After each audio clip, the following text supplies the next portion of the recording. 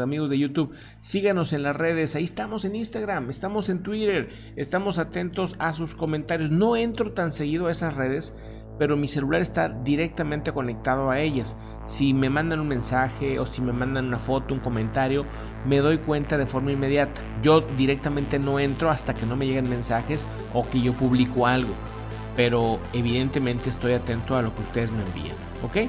¿Cuáles son los 10 países que están más endeudados? Lamentablemente, de los países más endeudados, países que están como en término de desarrollo, en lo que serían los países principales en deuda, entre ellos está México, pero también están otros países de Latinoamérica muy endeudados. Según el reporte internacional de Debt Statistics, o sea, de pues estadísticas de deuda, según han pues encontrado los países más deudores, que son países intermedios en cuanto a su economía, que no son las mayores potencias como Estados Unidos, que el país de Estados Unidos es el mayor deudor junto con Japón y otros países de los países superpotencias.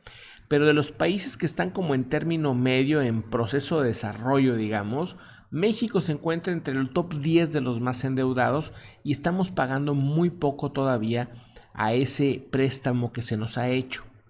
Se tuvieron muy malas prácticas económicas en el gobierno de Vicente Fox, de Peña Nieto y de Calderón. Lamentablemente nos endeudábamos más, sobre todo con Peña Nieto, y se pagaba mucho de regreso. Ahora mismo, según este reporte, pues México estaría en el top 10, Argentina en primer lugar, fíjense ustedes, Brasil en segundo lugar, después de ahí está China, y fíjense, China, que es un país enorme que debería ser que esté en primer lugar por la cantidad y de tamaño de economía y de gente que tiene, y no, algo están haciendo bien, que a pesar de la gran cantidad y enorme economía que tienen, pues China está en tercer lugar. No se considera superpotencia económica porque todavía no lo es, todavía está en desarrollo. También después de ahí, en cuarto lugar, está la India, que también va enfocada a ser una superpotencia próximamente, en las próximas décadas, si sigue como va, pero que también está muy endeudada. Indonesia es un país que también ha avanzado mucho, que ha dado pasos agigantados y que nos está tomando la delantera en infraestructura a casi todos los países en desarrollo.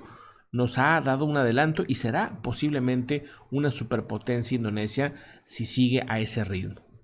Por otro lado, también está México. México queda en quinto lugar entre los países más endeudados de esta lista. Rusia queda en sexto lugar. Tampoco se considera una superpotencia económica Rusia.